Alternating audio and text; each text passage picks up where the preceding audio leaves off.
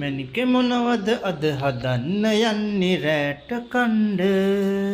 ඔන්න ඔහොම මං කෑම හදනකොට ඔන්න වීඩියෝ කරගෙන ආවා.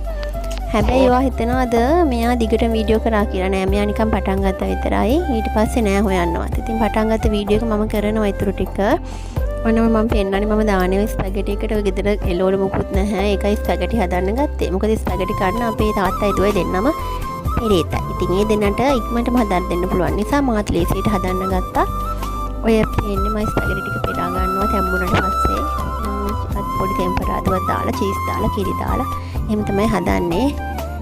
වෙන මොකුත් නෑ ඇත්තටම දාන්න. ඔහොම හැදුවත් හැබැයි මේගොල්ලෝ කනවා. ඒ දෙන්න හරි පෙරේතයි ස්පැගටි කන්න. මාත් කනවා ඉතින්.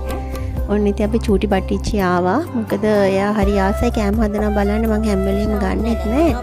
ඔය වෙලාවට ඉතින් පොඩි කෑම හදනකොට ළඟින් තියා ගන්නවා පවුනේ. හරි ආසාවෙන් ඉන්නවා. ඉතින් හැඳි ගන්නවා, කලවම් කරනවා. පොඩි කරදරයක් තමයි. ඉතින් ඒ ඉතින් ඔය වගේ වෙලාවට ගන්නවා. මං හැම වෙලෙම ගන්නෙ නෑ. ඔන්න ඉතින් දැන් ඔය පේන්නේ ඔය ස්පැගටි එක හදාන්නේ මම ටෙම්පරාදුව හදාගෙන යනවා. පොඩ්ඩක් රන්වන් පාට වෙන්න සුදු ලුණු බැඳුනට පස්සේ සෝස් ටික දානවා. තක්කාලි සෝස්, මොනවාද ඔරිස්ටර් සෝස්, අනිත් එක මොකද්ද සොයා සෝස්. ඒ තුන දාලා ඔය දාන්නේ මම ස්පැගටි තැම්බෙනකොට අයින් කරගත්ත වතුර ටිකක්.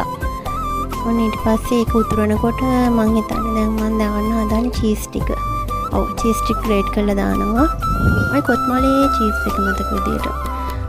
ඔව්, ඒකෙන් ටිකක් වැඩිපුර චීස් ටික ග්‍රේට් කරලා දාගෙන ඊට පස්සේ කිරිත් දාලා පොඩ්ඩක් චීස් දිය වෙනකන් සෝස් එක හැදෙනකන් ඔහොම කලවම් කර කර තියා ගන්නවා.